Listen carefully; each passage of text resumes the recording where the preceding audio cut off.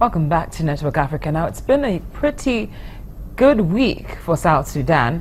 Not only have the rival factions come to a power-sharing agreement, but the country has also been accepted into the East African community.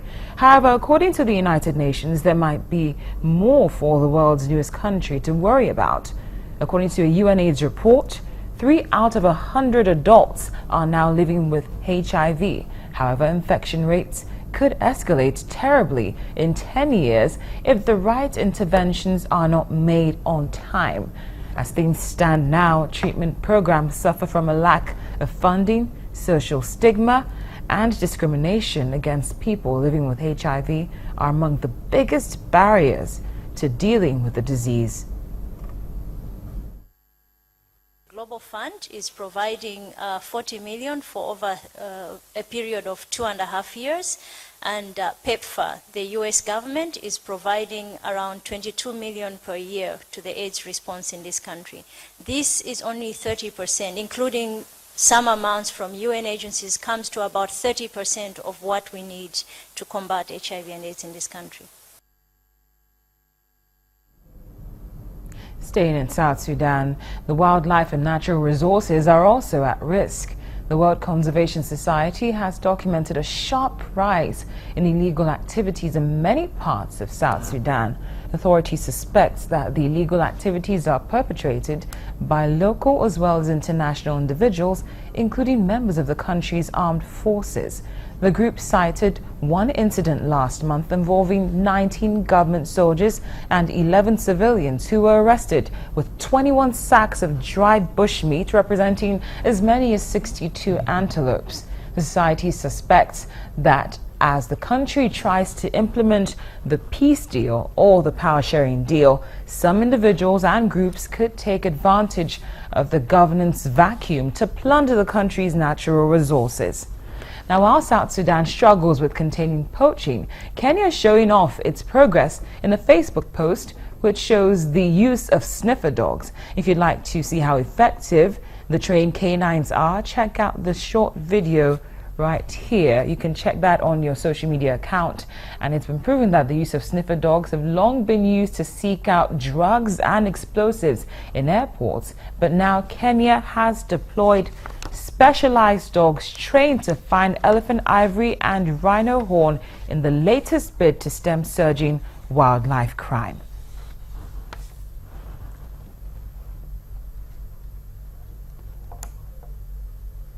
In other news, TikTok goes the clock for the European Union as the body inches closer to its 2-month deadline to finding a lasting solution to the migrant crisis. Based on the above, the EU Council President, Mr. Donald Tusk, is telling old illegal economic migrants not to risk their lives or money to make a dangerous trip to Europe, as he doesn't deem it a risk worth taking. The ultimate aim is to eliminate the illegal sea transit of migrants from Turkey to Greece. We agreed that the refugee flows still remain far too high and that further action is needed. It is for Turkey to decide how best to achieve such a reduction. To many in Europe, the most promising method seems to be a fast and large-scale mechanism to ship back irregular migrants arriving in Greece. It would effectively break the business model of the smugglers. EU Council President Mr. Donald Tusk.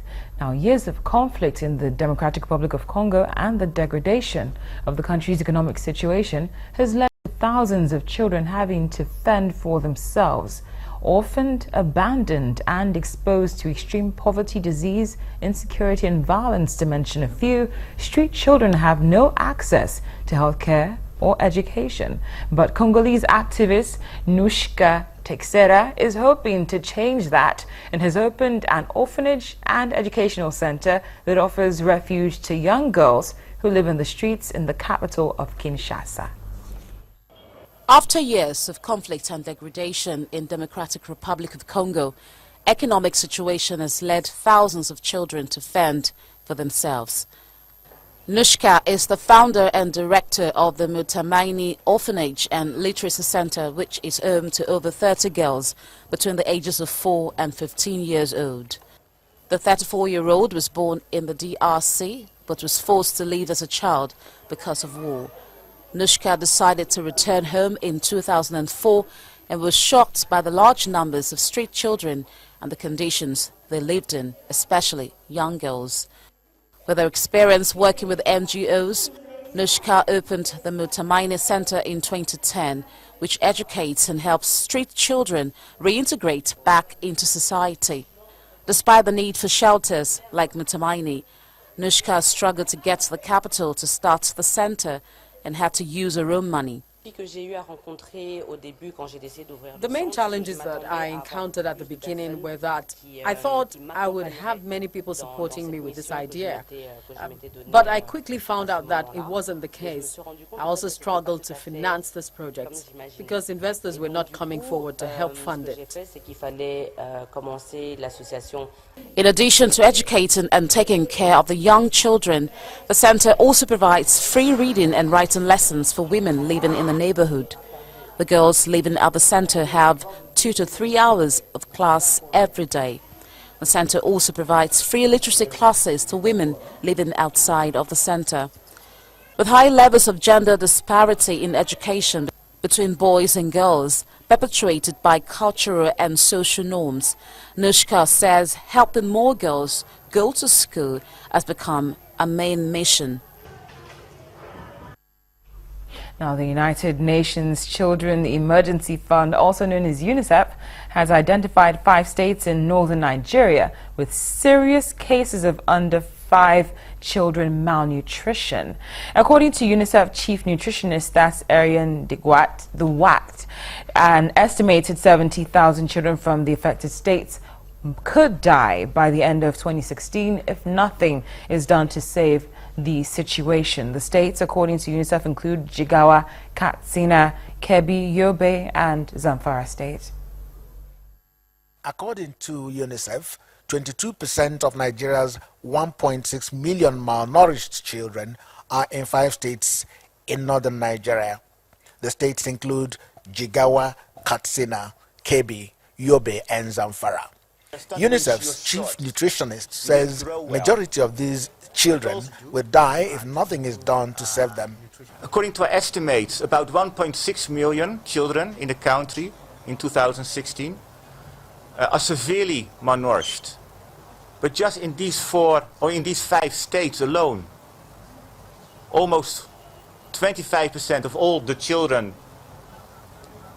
about 22% of all the children that need treatment in the country are in these 5 states alone.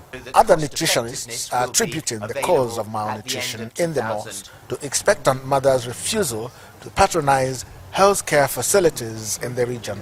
They're also recommending exclusive breastfeeding as one solution to the problem. Only 10% of mothers in northern Nigerian states actually deliver in a health facility. These are quite shocking figures.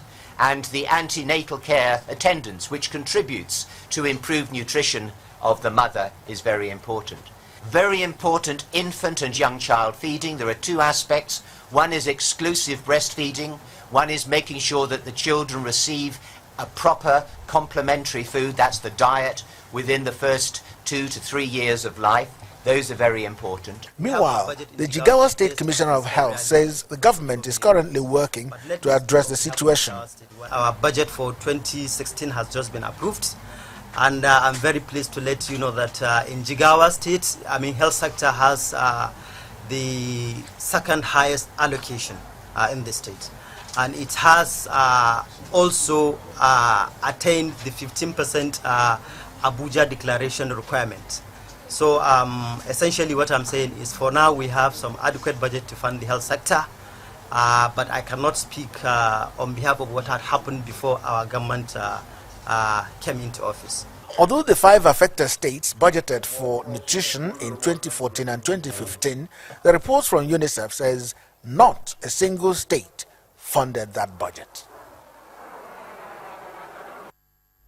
Still to come on Network Africa, we teach you how to manage your online reputation on our Africa Tech segment.